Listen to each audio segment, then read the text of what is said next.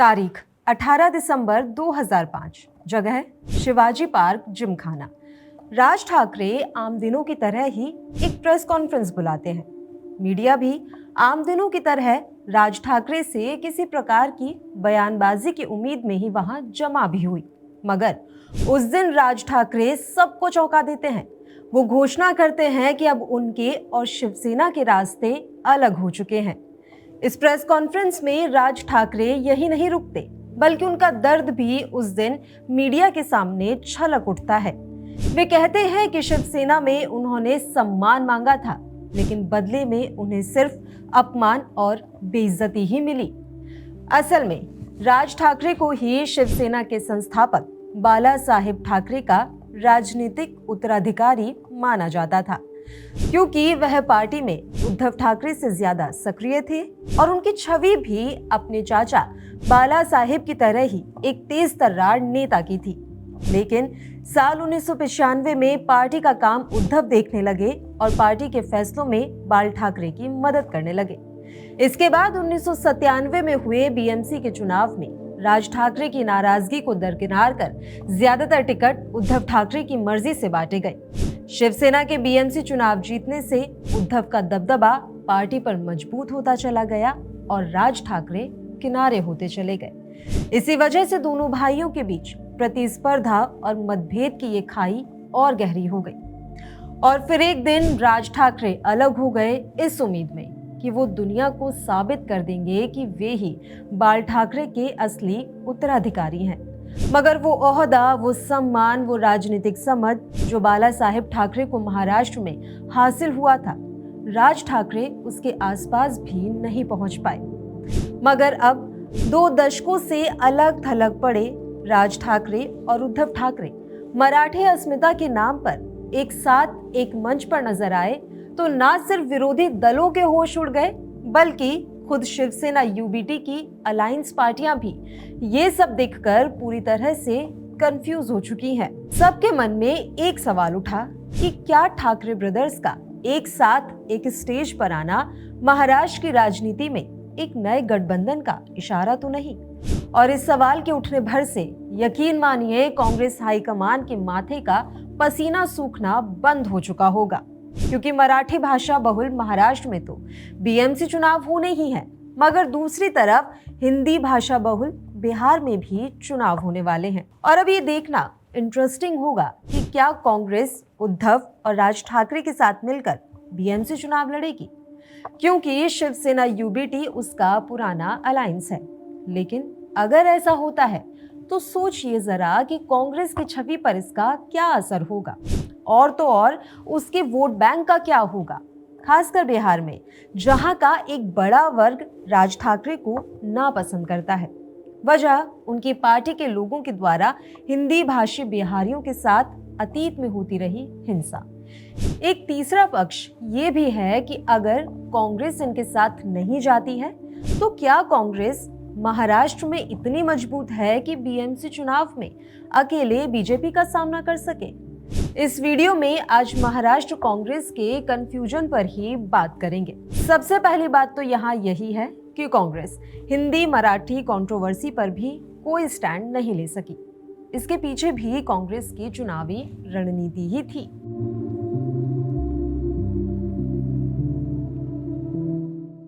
महाराष्ट्र कांग्रेस के नेताओं का मानना है कि ठाकरे ब्रदर्स सिर्फ हिंदी थोपने के खिलाफ ही एक हुए हैं, लेकिन इसका असर मुंबई और बीएमसी चुनावों तक ही लिमिटेड रहेगा।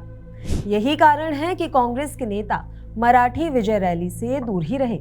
सुप्रिया सुले ठाकरे ब्रदर्स के कार्यक्रम में पहुंची, मगर उन्हें स्टेज पर जगह ही नहीं मिली।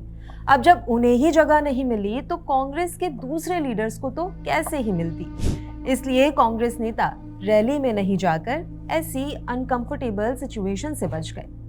अभी महाराष्ट्र की हालत ये है कि वहां बीएमसी चुनाव तक में मराठी, मराठा, हिंदू और हिंदुस्तान की बातें होंगी। किसान, बेरोजगारी और कानून व्यवस्था के मुद्दे पीछे ही रहेंगे। राज ठाकरे इस मामले के उस्ताद माने जाते हैं। चुनाव अगर इसी मुद्दे के इर्द गिर्द हुआ तो उनको फायदा मिल सकता है, मगर दिक्कत की बात है राज ठाकरे की छवि, जो कांग्रेस को काफी नुकसान पहुंचा सकती है।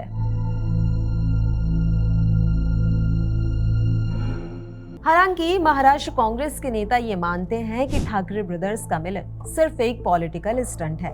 दोनों बीएमसी चुनावों में फायदा उठाना चाहते हैं और ये सिर्फ मुंबई तक ही सीमित रहेगा। लेकिन कांग्रेस की चिंता अलग है। उसका ये मानना है कि इन दोनों का मिलन महाविकास अघाड़ी को कमजोर कर सकता है। महाविकास अघाड़ी इस समय महाराष्ट्र में विपक्ष में है। इस गठबंधन में कांग्रेस, एनसीपी शरद चंद्र पवार, शिवसेना उद्धव ठाकरे, माकपा, एसडब्ल्यूपी शामिल है। कांग्रेस अघाड़ी को बरकरार रखना चाहती है, मगर उद्धव के साथ राज की मौजूदगी से पार्टी को नुकसान हो सकता है।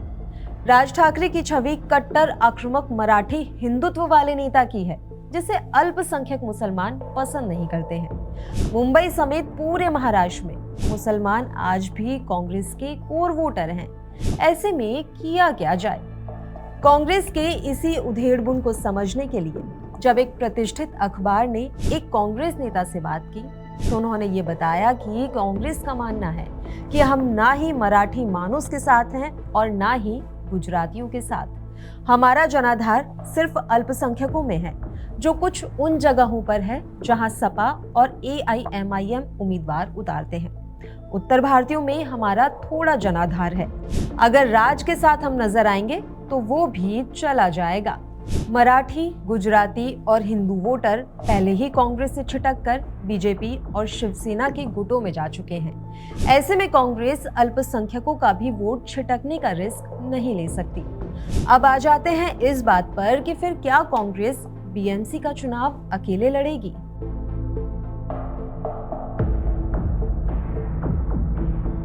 तो बात ऐसी है कि कांग्रेस एक नेशनल पार्टी है जो इलेक्टोरल स्टेट बिहार के साथ ही बाकी स्टेट में भी अपना सपोर्ट बेस और स्ट्रॉन्ग करने के लिए काफी मेहनत कर रही है। ऐसे में कांग्रेस के पास एकदम हिंदी विरोधी हो जाने का ऑप्शन ही नहीं बचता है। ठाकरे का केवल बीएमसी चुनावों पर इस समय फोकस है, इसलिए वो हिंदी विरोधी और कट्टर मराठी वाली छवि को भुना सकते हैं, लेकिन कांग्रेस नहीं। वहीं कांग्रेस का ये भी कहना है कि हमने बीएमसी चुनाव के लिए कभी किसी के साथ गठबंधन किया ही नहीं। ऐसे में हम बीएमसी चुनाव में अकेले जाना चाहते हैं। राज ठाकरे फैक्टर और मराठी भाषा विवाद को देखते हुए कांग्रेस के अधिकतर नेता ये चाहते हैं कि कांग्रेस बीएमसी चुनाव अकेले लड़े और चुनाव के बाद गठबंधन के लिए बातचीत के दरवाजे खुले रखें। इस मॉडल को मुंबई, नागपुर, पुणे और नासिक में लागू किया जाए। कांग्रेस के वरिष्ठ नेता शिवाजी राव मोघे ने कहा कि स्थानीय निकाय चुनाव खोई हुई जमीन हासिल करने और जमीनी स्तर के कार्यकर्ताओं को प्रेरित करने का एक बेहतर जरिया हो सकता है। अब एक फैक्ट ये भी है कि पिछले कुछ सालों में बीएमसी चुनावों में कांग्रेस की स्थिति लगातार कमजोर हुई है। 2007 में जहां कांग्रेस को 227 में से 76 सीटें मिली थी, वहीं 2012 में ये घटकर 52 और 2017 में सिर्फ 31 रह गई। ऐसे में कांग्रेस के लिए ये बीएमसी चुनाव अपना अस्तित्व बचाए रखने के लिए काफी जरूरी है। जाहिर है कि कांग्रेस उद्धव ठाकरे को नाराज नहीं करना चाहती होगी, लेकिन राज ठाकरे के प्रवासी और मुस्लिम विरोधी रुख ने कांग्रेस को अलर्ट कर दिया है। ऐसे में अंदरूनी जानकारी और मीडिया के आकलनों की माने तो कांग्रेस अब बीएमसी चुनावों में अकेले उतरने का प्लान कर रही है। वैसे आपको क्या लगता है, कांग्रेस को राज और उद्धव ठाकरे के साथ बीएमसी चुनावों में जाना चाहिए या कांग्रेस का अकेले चुनावों में जाने का प्लान एकदम सही है? हमें कमेंट में बताइए और इसी तरह की और भी वीडियोस को देखने के लिए विट्टी चोखा को सब्सक्राइब कीजिए।